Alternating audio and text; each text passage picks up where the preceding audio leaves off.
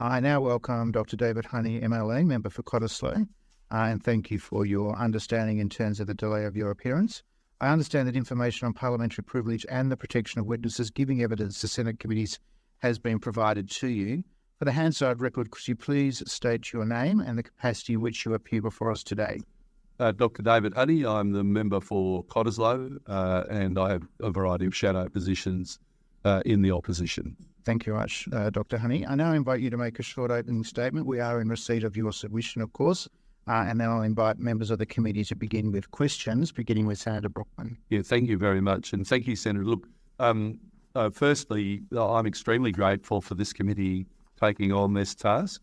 This is a task that we've struggled to gain transparency on, and extremely grateful for the important matter. Senator and Chair, I understand you have a significant time barrier now because there is some delay. I am happy if it suits the committee. I was going to read a statement, but I'm happy to let that statement sit with you. I did just want to touch on one part at the end, and then I'm happy for you to ask questions. And I thought that the committee would probably want to preserve as much time as it could to question the Minister in this matter. So I guess what I'm saying is I don't mind if this is a short set of questions. I recognise that you need your time for other matters, but perhaps if I could just touch on them. Is that acceptable to you? Yes, I think, Dr. Hay, the best way to proceed is that you circulate your opening statement, Yes. But then draw out now some of those key points or paragraphs that you wanted to make, and then we'll be able to move to questions, and we'll be able to circulate that opening statement to senators while you're responding to questions. And I thank you, Chair, and I did give that to an officer of the committee earlier to do that.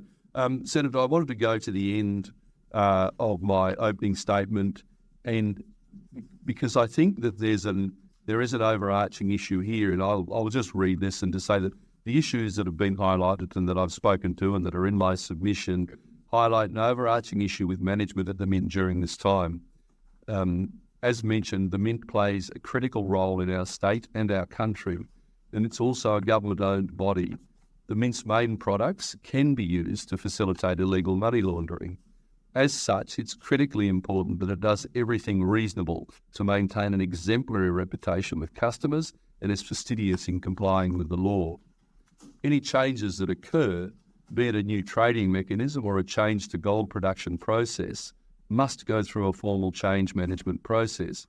Any changes should be controlled by approvals at the relevant managed level outside technical concerns. Strict compliance with the law is a minimum requirement. And it does seem that despite the various very serious responsibilities that the Mint has, that significant changes occurred without proper scrutiny. It speaks to lax management oversight and a lack of sufficient ministerial oversight. The Mint does have a new chair and new management, and I hope that they are instituting proper governance processes that prevent the issues highlighted in this submission or similar from occurring again. I'll leave it at that, Chair, and I'm happy to answer questions. Thank you very much, Dr. Honey. Senator Brockman. Thank you, Dr. Honey, and I'm very happy for your answers to be relatively brief, given what we've discussed. I guess, first of all, why is it important in your view that Western Australia, in particular, as a trusted and credible gold refiner mint such as the Perth Mint? Well, I think you're certainly a student of this topic, I'm sure, but the Perth Mint is absolutely crucial to our gold producers obtaining the best value for their product. If we did not have a mint that was readily available to our gold producers, they would need to sell their gold to other parties, and that would be at a discount to the value they can get from selling high-purity gold produced by the Mint. It is an absolutely critical role. The Mint itself, as you would be aware, makes very little money for the state. And the Mint was set up for the purpose that I've stated, and that was to ensure that our gold producers receive maximum value. Last year, they sold somewhere around $3.7 billion worth of gold bars, and their overall profit was only $52 million. It illustrates the point.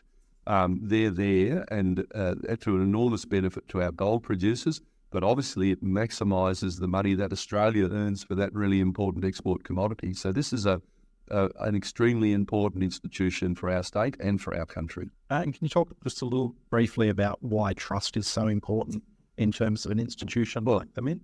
Absolutely, because if they're going to obtain the best value, then they're going to obtain the best customer. They have to have an exemplary reputation. It's quite clear, and this is. I am genuinely surprised, as you know, or some members may hear. I've only been in Parliament for 6 years. I had an extensive industrial background. I was genuinely surprised by the poor governance practices that were at the Mint. I thought that at the simplest level, it is simply dumbfounding that the senior, not just the board, but the senior managers, and in fact anyone working in that institution, would be patently aware of the requirement that all transactions must be recorded properly and reported properly. I'm dumbfounded that it was ever in the position that didn't occur, whether it was through the new app or otherwise. But of course, if you don't have a good reputation, then you won't achieve the best value outcome for the customers. You won't be a supplier of choice for that product. I'm just going to quote from your submission. You stated, and I quote, "It beggars belief that the Mint was not aware of the requirements to report international gold transactions carried out using their Gold Pass app." I mean, what's your explanation of what occurred? Well, I don't have any, and perhaps you've obviously had the chair here, although it's difficult to talk about past management. But it does beg a belief that was the case. It was, I mean, look, at the most base level, we know that, you know, throughout the millennia, gold has been used to transfer wealth. And here you have an organisation that set up an electronic app to transfer wealth, limited requirements for identification of the person buying or selling the gold, but then that could be done at the press of a button to someone in 126 countries around the world. I mean, it's patently obvious that could be misused to transfer wealth between parties in Australia, but also to parties overseas. I mean, especially given the considerable highlighting of the issues with, it was Westpac and the Commonwealth Bank in relation to essentially a directly related matter, and that is the ability to transfer for someone to buy something with perhaps money gained illegally, to transfer that into a legitimate product. And in this case in particular, given that you had the imprimatur of the state, and that was something that added to the reputation of the Mint. Have you had a, and this is my last question, Chair, have you had a chance to look at the most recent annual report Of the Mint? No, I haven't. No, I haven't. Yeah. Well, I'm happy to leave it there then, Chair. Thank you, Senator Payman. Thank you, Chair. Dr. Honey, do you know what forms of ID is required to buy gold or to sign up to the app? My understanding was at the start that there was simply a requirement to show a single form of identification to participate in that process and to go into it. That was my understanding. And that understanding was based on what was reported in the press. Okay, I would suggest and recommend that you go and check out their website because it's quite extensive. But in your submissions, you lay out a number of questions that you would like the committee to investigate. So can I clarify, are these questions the questions that you've already asked the government? So some of those questions are questions that we've asked, but you will discover, or perhaps you may not, but I'm sure the committee will discover that the Minister is, I would say, has not been direct in answering the questions and has used every opportunity to avoid answering questions directly on this matter. And I've outlined that in my submission today and otherwise. So I think it's been very, very hard for the opposition to get clear answers on this matter and to get clarity that something illegal hasn't happened. And also, how did this happen in the first place? We've heard from the Auditor General and everyone else's evidence this morning. But in terms of asking or answering questions, I've read through Hansard transcripts and they seem very sufficient to me. Now, if you become Minister for Mines and Petroleum after the next election, what changes would you make at the Perth Mint? And have you discussed your proposals with anyone? So I don't look. I'll answer that in two parts. One, I have enormous respect for Mr. Sam Walsh as the new chair of the Mint. He is someone I respect enormously. I think that he will be making sure that they have proper governance processes in place. It is very clear that the governance processes in the Mint were, I think, lax, and it would be even fair to say that they were cavalier, given the seriousness of what they were doing. I am absolutely certain, based on my experience in a major resource company, given that Mr. Walsh was the head of one of the largest mining companies in the world, that he will be instituting proper governance processes. As the minister, if I was the minister responsible for that entity, I would be ensuring that they have all of the required governance procedures in place to properly manage that institution. I don't believe it's satisfactory for a minister just to sit back and say, well, I've appointed this chair, and therefore I'll leave it to that chair, or somehow this is a hands-off organisation. No, it's the job of a minister to dig deeper. It's not the minister's job to make the decisions on behalf of that organisation, although the minister can give direction to them through written direction. But it is the job of the minister to know that all of the proper governance procedures are in place. And in my previous life, before I came into Parliament, that was what I did within my own organisations. The minister is not there, and the minister's made this point. The minister's not there to make those individual decisions. That's the job of the board and the job of the management. But it is his job to make sure that there are adequate governance procedures. It is quite clear. Sorry, I can just answer the question, Senator Soren. It's quite clear that they didn't even have the most basic change management procedures in place for such an important organisation. Can you be more specific about what you mean when you're saying that the minister's not being direct? Well, exactly that. I don't think I've been able to get the information I've needed from the minister. I've literally got them right here, and sure, they've all been answered, so I don't know what questions. I think, and Senator, it may well come down to a matter of opinion, but in my opinion, it's not that the minister has to answer the questions when they're asked. It's that I don't believe he's provided the information in the detail that I have requested. And when did you find out about the various issues you're referring to? Go back to when this became this was reported in the general media as being an issue. So your sources are the general media? Well, my sources are, can I say, well, they're many and varied, Senator, but certainly I think the media have done a good job in relation to this matter, and certainly that has provided useful information to ask questions of the Minister. Oh, that's debatable, but thank you. Cool.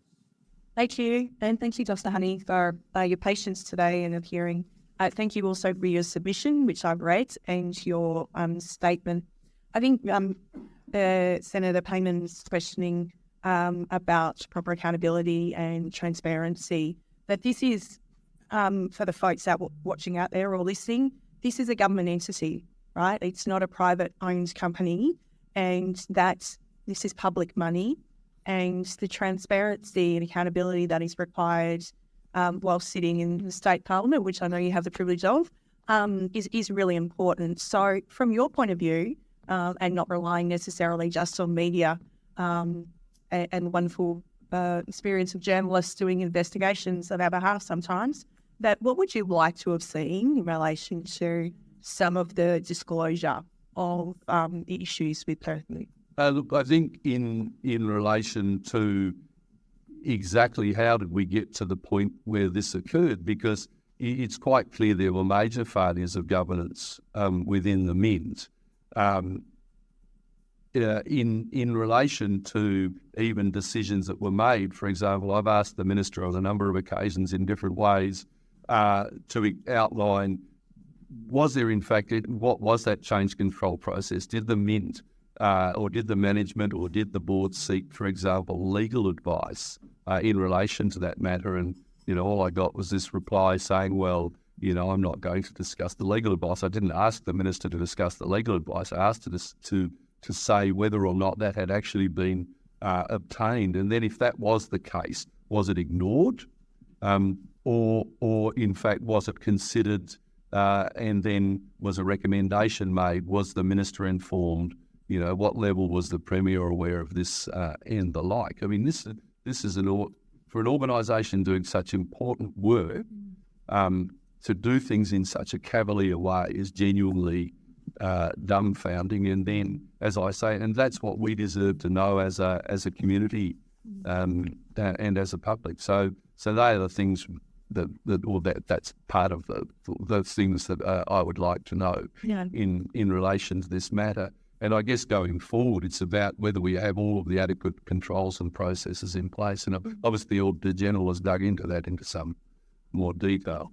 And I think the importance of just understanding, we as senators understand the lack of sometimes answer during question time that we receive for questions, and just noting that you may have received some level of answer to some of your concerns. But as you highlight the importance of our West Australian public understanding that one of the key entity that undertakes this very, very important work, we do have issues that need to be rectified. And it sounds like all are on the way to conducting that work under Mr. Walsh's guidance. I think picking up on Senator Reynolds' earlier comment, though, around the fact that, the understanding that this potentially had quite a significant impact for West Australians as taxpayers and the potential for that post the AUSTRAC independent audits. What would you like to see going forward in relation to disclosure of that? Look, I think and I listened intently to the questions that were being asked earlier. I mean, it's very clear that based on precedent and the seriousness of the number of offences that occurred over the period of time, that there's potential for a multi-billion-dollar fine. And of course, ultimately, this is a state-owned entity. If that fine applied, it would be, in one way or another, that cost would be borne by the state.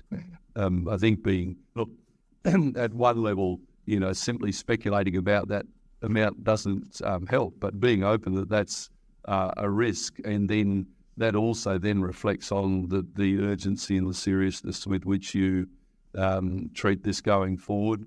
And, are there new processes in place? As I say, I mean, I've heard this a number of times from ministers. It's a sort of a hands-off approach. Yes, a minister's not there to interfere in the day-to-day running of a department, but boy, their job is to absolutely be certain that there are proper governance processes covering all aspects of that organisation that they're responsible for. And I think my final question is during the timeline that we've had outlined to us as a committee, and from 2017, and I suppose in the height of some of the issues that have been raised, particularly with AUSTRAC, and casting our minds back to the time of COVID here in Western Australia and the regime in which we lived under. But also the importance of government and the job that they had at hand to do. There is an important conversation, I think, then around the aspect of transparency and the role of the Auditor General, and the understanding of, was there any understanding of, from the opposition's perspective, of a conversation around during COVID, there may be particular risks that needed to be considered? I'd said it. Not that I recollect. And look, to be honest, in terms of saying it was COVID and there are all these things going on, most of those organisations function as they normally function. I think that's to a degree. I'm not sure that's a legitimate excuse for not doing things in a proper way. Most organisations functioned in the way that they should. Thank you. Thank you, Raj. Dr. Honey, you mentioned that you were here listening to, observing the questions that were asked of the Perth Mint. In your opening statement, you make this remark: an article in the Australian Financial Review dated the 20th of October 2022 reported that the Mint allowed clients of Euro Pacific Bank, which was under investigation in 5 countries as a money laundering organisation, to purchase more than $100 million of gold without conducting identity checks to prevent money laundering.